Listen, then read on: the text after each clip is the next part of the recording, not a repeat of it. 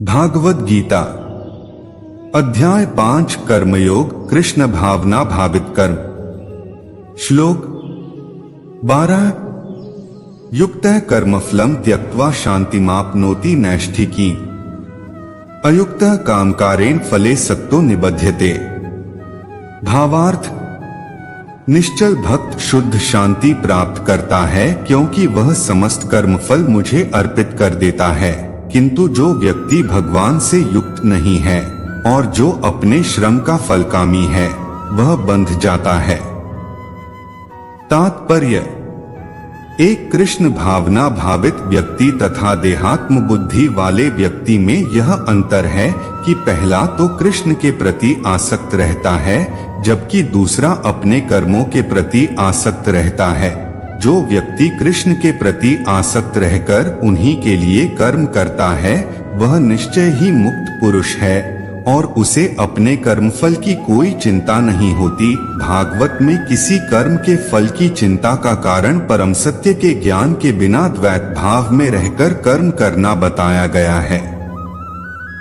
कृष्ण श्री भगवान हैं, कृष्ण भावनामृत में कोई द्वैत नहीं रहता। जो कुछ विद्यमान है वह कृष्ण का प्रतिफल है और कृष्ण सर्वमंगलमय है। आथ कृष्ण भावनामृत में संपन्न सारे कार्य परम पद पर हैं। वे दिव्य होते हैं और उनका कोई भौतिक प्रभाव नहीं पड़ता। इस कारण कृष्ण भावनामृत में जीव शांति से पूरित रहता है, किंतु जो इंद्रिय तृप्ति के लिए लोभ में फंसा रहता है उसे शांति नहीं मिल सकती। यही कृष्ण भावनामृत का रहस्य है। यह अनुभूति की कृष्ण के अतिरिक्त कुछ भी नहीं है, शांति तथा अभय का पद है। अध्याय 5 कर्मयोग कृष्ण भावना भावित कर्म। श्लोक 13 सर्वकर्माणि मनसा संन्यस्यास्ते सुखं वशी नवद्वारे पुरे देहि नैव कुर्वन् कार्य। भावार्थ, जब देहधारी जीवात्मा अपनी प्रकृति को वश में कर लेता है और मन से समस्त कर्मों का परित्याग कर देता है तब वह 9 द्वारों वाले नगर भौतिक शरीर में बिना कुछ किए कराए सुखपूर्वक रहता है। तात्पर्य, देहधारी जीवात्मा 9 द्वारों वाले नगर में वास करता है।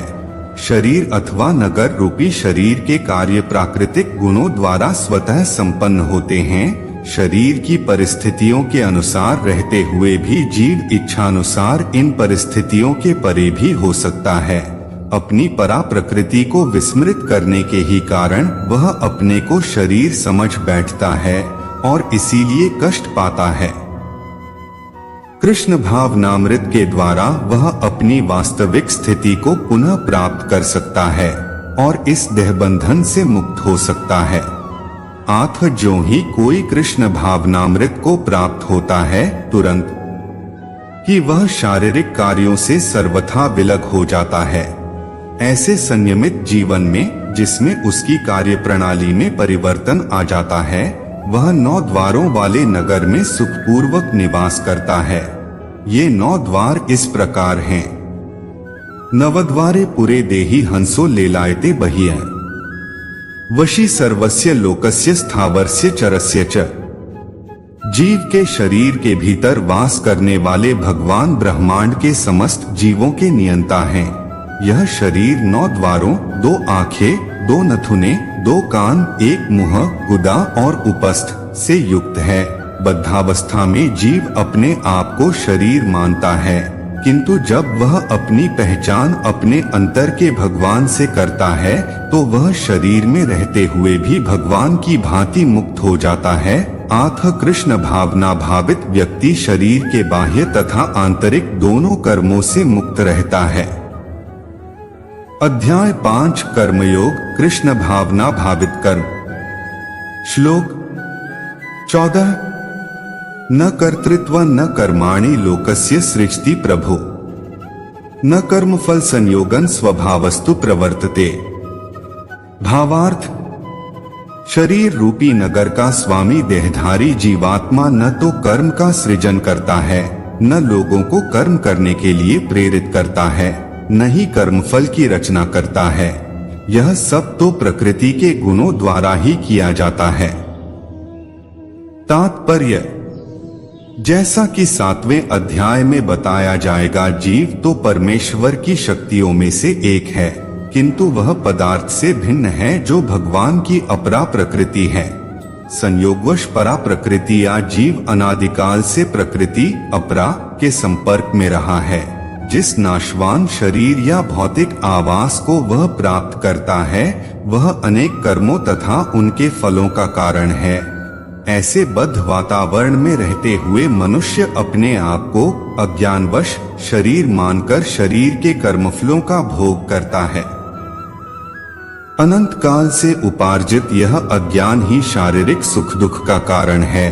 ज्यों ही जीव शरीर के कार्यों से पृथक हो जाता है, त्यों ही वह कर्म बंधन से भी मुक्त हो जाता है।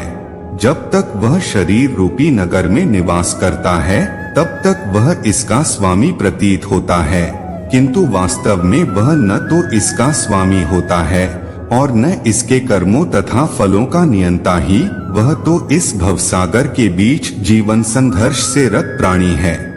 सागर की लहरें उसे उछालती रहती हैं, किंतु उन पर उसका वश नहीं चलता।